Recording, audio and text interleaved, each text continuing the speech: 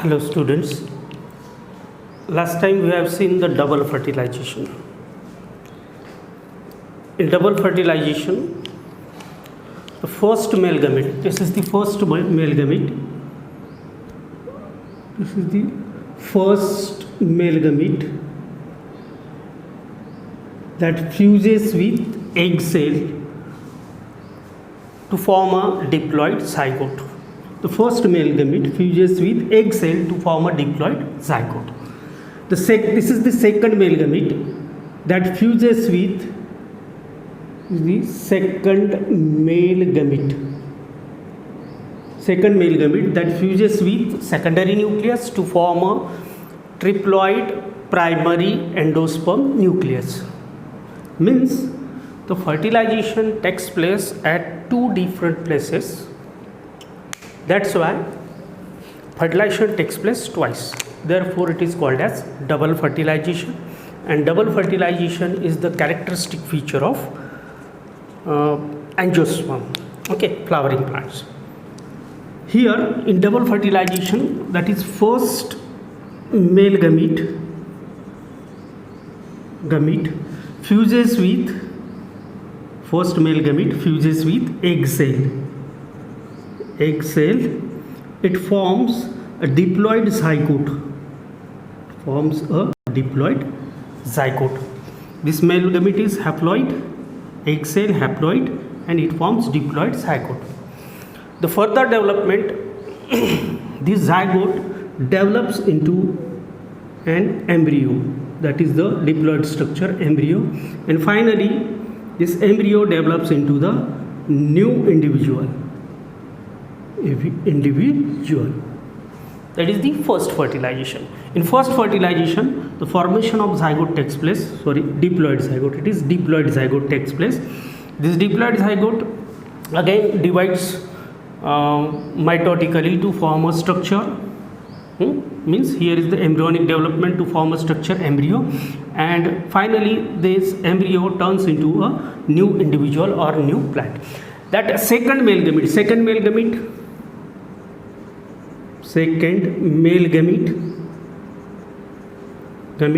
fuses with secondary nucleus.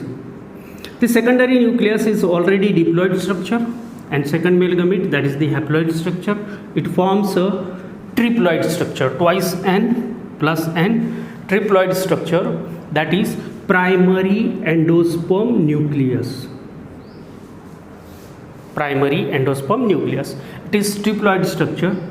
This primary endosperm nucleus again divides mitotically and repeatedly to form a structure. That structure is called as endosperm,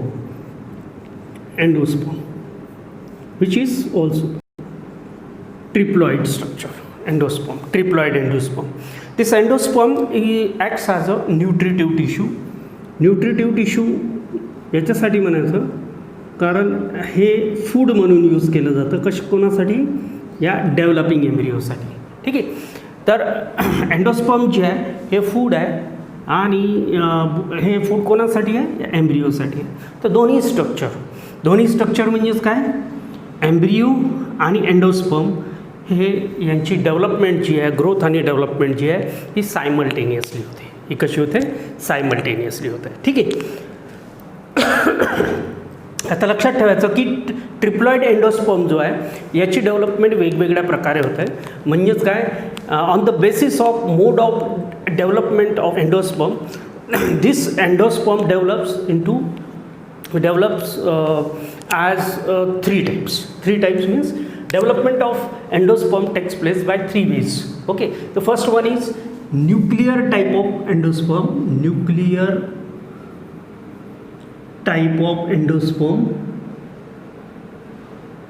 Second one is the cellular type of endosperm.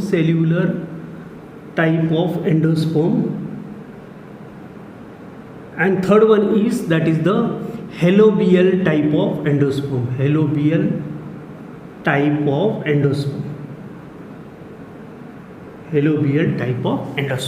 ठीक आहे, आता याच्यामध्ये पहिला जो प्रकार आहे nuclear type of endosperm, that is the first type is nuclear type. हा जो पहिला प्रकार आहे न्यूक्लिअर टाईप जे म्हणतो आपण त्याला, हा जवळपास एन्जिओस्पर्मिक प्लांट्समध्ये एन्जिओस्पर्ममध्ये जे 161 फॅमिलीज जे आहेत 161 फॅमिलीजमध्ये हा प्रकार आहे. 161 फॅमिली जी आहे एन्जिओस्पर्म, फॅमिलीज ऑफ एन्जिओस्पर्म. ठीक आहे. This nuclear type of endosperm development is found in near about 161 families of angiosperm. ठीक आहे. तर याच्यामध्ये काय होतं की आता बघा हे तयार झाल्यानंतर याचं कन्वर्शन कशामध्ये होतं, याचं कन्वर्शन पेनमध्ये होतं. Pen that is primary endosperm nucleus. Okay, pen. आता पेन जो आहे this particular pen divides mitotically and repeatedly this pen after formation of primary endosperm nucleus. आता बघा डेव्हलपमेंट कशी होते. Primary endosperm nucleus this pen triploid which is triploid. ठीक आहे. This divides mitotically and repeatedly. ठीक है, to form a free nuclei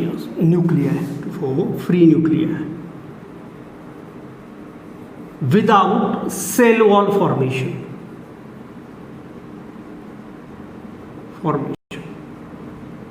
ठीक आहे. आता याच्यामध्ये काय होतं की जसं सेलमध्ये लक्षात ठेवायचं की समजा ही सेल आहे, या सेलमध्ये प्रायमरी एंडोस्पर्म न्यूक्लियस जो आहे हा प्रायमरी एंडोस्पर्म न्यूक्लियस हा डिवाइड होतो आणि डिवाइड होऊन म्हणजे रिपीटेडली डिवाइड होतो आणि खूप साऱ्या अशा न्यूक्लिया तयार होते. All these nuclei are triploid nuclei. ठीक आहे. खूप साऱ्या न्यूक्लिया तयार झाल्या. फ्री न्यूक्लिअर डिव्हिजन झालं प्रायमरी एंडोस्पर्म न्यूक्लियसचं. आणि फ्री न्यूक्लिअर डिव्हिजन झाल्यानंतर मग काय होतं की न्यूक्लियस या न्यूक्लियाची अरेंजमेंट होते. This nuclei are shifted towards the periphery. These nuclei are shifted towards the periphery. Okay, and all these nuclei are triploid, having three set of chromosomes, triploid. All these nuclei are triploid, and at the center a large vacuole is formed. आणि सेंटरमध्ये large व्हॅक्युअल तयार झाली. The large व्हॅक्युअल. ठीक आहे, large व्हॅक्युअल and these are the nuclei. तर अशा प्रकारचं जे ज्याला काय म्हणू आपण डेव्हलपमेंट जी आहे एंडोस्पर्ममध्ये म्हणजे जवळपास 161 फॅमिलीजमध्ये जे मेंबर्स आहेत तर एन्जिओस्पर्मिक फॅमिलीजमधले, तर त्याच्यामध्ये अशा प्रकारचं काय न्यूक्लिअर टाईप डेव्हलपमेंट जे आहे एंडोस्पर्म डेव्हलपमेंट आहे. तर याच्यामध्ये काय होतं की पहिलं जे आहे याच्यामध्ये प्रायमरी एंडोस्पर्म न्यूक्लियस डिवाइड झाला आणि फ्री न्यूक्लिअर डिव्हिजन झालं. खूप साऱ्या न्यूक्लिया तयार झाल्या. हा न्यूक्लियस डिवाइड झाला आणि खूप साऱ्या न्यूक्लिया तयार झाल्या. All these are the triploid nuclei. आणि मग काय झालं की ह्या न्यूक्लिया पेरिफेरीला रिअरेंज झाल्या आणि सेंटरमध्ये काय तयार झाली, व्हॅक्युअल तयार झाली. बिग व्हॅक्युअल. बिग व्हॅक्युअल म्हणजेच काय लार्ज व्हॅक्युअलचं फॉर्मेशन झालं. ठीक आहे. मग काय होतं की याच्यामध्ये देन लॅटर ऑन नंतर काय होतं की हे सगळं झाल्यानंतर मग काय या पर्टिक्युलर टाईपमध्ये काय वॉल फॉर्मेशन होतं. नंतर काय होतं वॉल फॉर्मेशन होतं. आणि मग काय की याच्यामध्ये वॉल फॉर्मेशन आधी काय विदाऊट वॉल वॉल फॉर्मेशन झालं. नंतर काय होतं wall formation takes place. Later on wall formation takes place. Wall formation takes place. Wall formation takes place. In some cases, cell wall formation is incomplete. ठीक आहे. तर अशा प्रकारचं जे डेव्हलपमेंट जे आहे न्यूक्लिअर टाईप ऑफ डेव्हलपमेंट जे आहे हे काय 3 प्रकारच्या प्लांटमध्ये आपल्याला दिसून येते. याचं म्हणजे एक्झाम्पल जर घेतलं तर आपण एक म्हणजे कोणतं, एक एक्झाम्पल आहे व्हीट, व्हीट, दुसरं आहे सनफ्लावर, आणि तिसरं जे आहे सनफ्लावर नंतर तिसरं आहे कोकोनट, कोकोनट. हां, 3 प्रकारचे प्लांट्स आहेत ज्याच्यामध्ये आपल्याला न्यूक्लिअर टाईप ऑफ डेव्हलपमेंट आपल्याला एंडोस्पर्मची दिसून येते. ठीक आहे. तर याच्यामध्ये आता लक्षात ठेवायचं की कोकोनटमध्ये, इन कोकोनट आउटर पार्ट तुम्हाला माहीत असेल, outer part that is hard, outer part it is made up of multicellular endosperm, means it is made up by multicellular endosperm.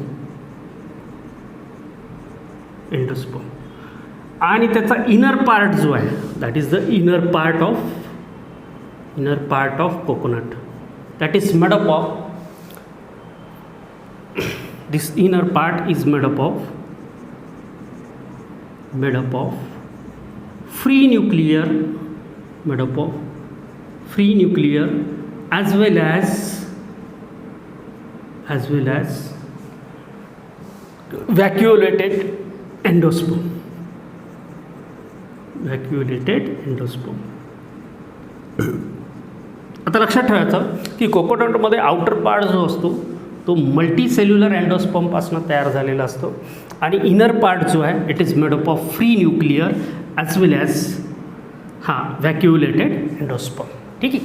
तर हा पहिला प्रकार जो आहे न्यूक्लिअर टाईप, याच्यामध्ये काय झालेलं आहे, प्रायमरी एंडोस्पर्म न्यूक्लियस काय रिपीटेड डिव्हिजन झालेलं आहे, आणि प्रायमरी एंडोस्पर्म न्यूक्लियसचं रिपीटेड डिव्हिजन होऊन खूप साऱ्या न्यूक्लिया तयार झाल्या, न्यूक्लिया पेरिफेरीला अरेंज झालं, आणि सेंटरमध्ये लार्ज व्हॅक्युल काय झालं तयार झालं. ठीक आहे. आता दुसरा प्रकार जो आहे, दुसरा प्रकार आहे cellular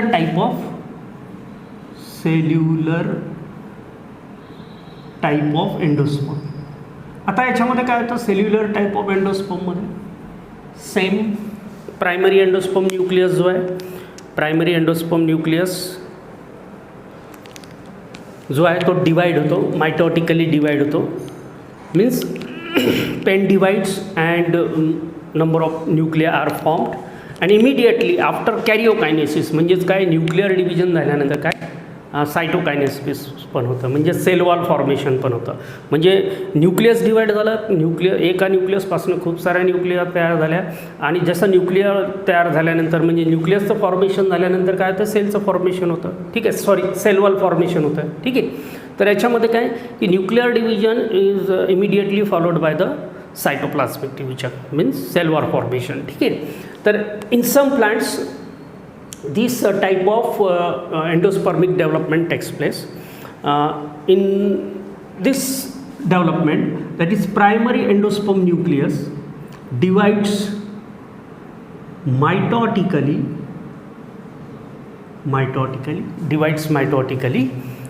and after nuclear division cell wall formation takes place, means it is followed by wall formation. Nuclear division, it is immediately wall formation takes place. Wall formation takes place. ठीक आहे. आता याच्यामध्ये काय होतं, हॅन्स एंडोस्पर्म इज सेल्युलर, म्हणजेच काय sale wall formation होतं, त्याच्यामुळे काय प्रत्येक सेल आपल्याला काय त्याच्यामध्ये व्हिजिबल दिसेल. स्ट्रक्चर जर बघितलं आपण याच्यामध्ये तर समजा ही सेल आहे, आणि सेलमध्ये काय याच्यामध्ये सेल वॉल दिसते आपल्याला, आणि या सेल वॉलमध्ये काय असते, सेल वॉलच्या आत किंवा या सेलच्या आत काय आपल्याला ट्रिप्लॉइड न्यूक्लियस दिसेल. तर ठीक आहे. तर अशा प्रकार जो आहे याला म्हणायचं सेल्युलर एंडोस्पर्म. या ठिकाणी आपल्याला खूप साऱ्या सेल्स दिसतात, कारण न्यूक्लियसचं फॉर्मेशन झाल्यानंतर काय होतं, सेल वॉलचं फॉर्मेशन होतं, आणि त्याच्यामुळे हा अशा प्रकारचा जो एंडोस्पर्म जो आहे हा एंडोस्पर्म आहे सेल्युलर एंडोस्पर्म. ती सेल्युलर एंडोस्पर्म. आणि याच्यामध्ये सगळ्या ज्या न्यूक्लिया कशा असतील ट्रिप्लॉइड असतील. ठीक आहे. आणि ट्रिप्लॉइड न्यूक्लिया असल्यामुळे काय होतं की हा न्यूट्रिटिव्ह टिश्यू आहे, एंडोस्पर्म म्हणजे न्यूट्रिटिव्ह टिश्यू आहे, आणि त्याच्यामुळे काय नरिशिंग कपॅसिटी चांगली आहे या टिश्यूची. गुड नरिशिंग कॅपॅसिटी आहे. तर अशा प्रकारचा these are the triploid nucleus. ठीक आहे. तर असे ट्रिप्लॉइड आपण असं म्हणायचं न्यूक्लियाय आहे. ठीक आहे. आणि त्याच्यामध्ये 3 सेट ऑफ क्रोमोझोम आहे म्हणजे ट्रिप्लॉइड. ठीक आहे. This is the nucleus and this one is cell wall. म्हणजेच न्यूक्लिअर डिव्हिजन झाल्यानंतर मग काय सेल वॉल फॉर्मेशन होतं, सायटोप्लाझमिक डिव्हिजन होतं. ठीक आहे. तर अशा प्रकारचं जे डेव्हलपमेंट जे आहे एंडोस्पर्मचं डेव्हलपमेंट जे आहे याला म्हणायचं सेल्युलर टाईप ऑफ डेव्हलपमेंट. ठीक आहे. तर it is mostly observed in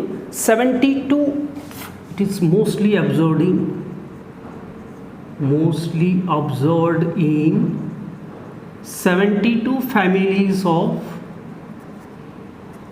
dicot plants. Dicot group. म्हणजेच डायकॉट ग्रुप जो आहे त्या डायकॉट ग्रुप जो आहे म्हणजे डायकॉटिलिडनस प्लांटचा जो ग्रुप आहे त्याच्यामध्ये जवळपास 72 फॅमिलीज जे आहे त्या 72 फॅमिलीजमध्ये या प्रकारचं सेल्युलर टाईप डेव्हलपमेंट आपल्याला दिसून येतं. ठीक आहे. तर याचं एक्झाम्पल जर घेतलं आपण तर या सेल्युलर एंडोस्पर्ममध्ये जनरली कोणत्या प्लांट्समध्ये फॉर एक्झाम्पल बाल्सम आहे, बाल्सम पेटुनिया आणि ॲडॉक्सा हे जे प्लांट्स आहे या प्लांट्समध्ये आपल्याला असं सेल्युलर टाईप जे एंडोस्पर्म जे आपल्याला दिसतं आहे. ठीक आहे. आता तिसरा प्रकार आपण कन्सिडर करू हॅलोबियल टाईप. कोणता type? Helobial type of endosperm. आता या हॅलोबियलमध्ये काय होतं की जनरली एक जसं डायकॉटिलिडनस ग्रुप जो आहे प्लांट्समध्ये तसं मोनोकॉटिलिडनस ग्रुप पण आहे. आणि या मोनोकॉटिलिडनस ग्रुपमध्ये मोनोकॉटिलिडनीमध्ये हेलोबियल ऑर्डरमधले काही प्लांट्स आहे. कोणतं? हेलोबियल ऑर्डरमधले प्लांट्स.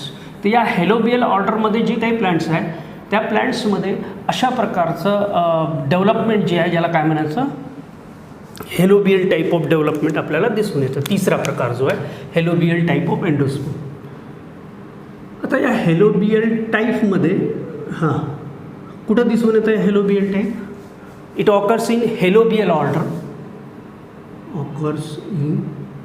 हेलोबियल ऑर्डरचं नाव आहे हेलोबियल ऑर्डर.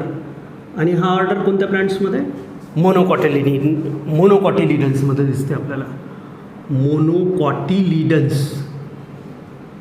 या मोनोकॉटिलिडन्स ग्रुपमधला हेलोबियल ऑर्डरमध्ये जे प्लांट्स आहेत त्या प्लांट्समध्ये अशा प्रकारचं जे डेव्हलपमेंट आहे एंडोस्पर्मिक डेव्हलपमेंट जे आपल्याला दिसून येतं. ठीक आहे.